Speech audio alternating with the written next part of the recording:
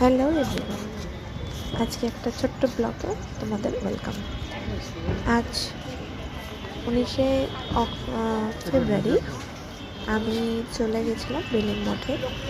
তো এটা আজকে মায়ের আজকে শ্রী রামকৃষ্ণদেবের জন্মতিথি উৎসব ছিল।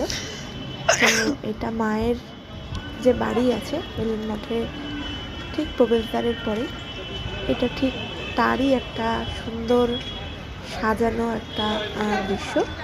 তো দেখে মনটা মনোমুগ্ধ হয়ে গেল।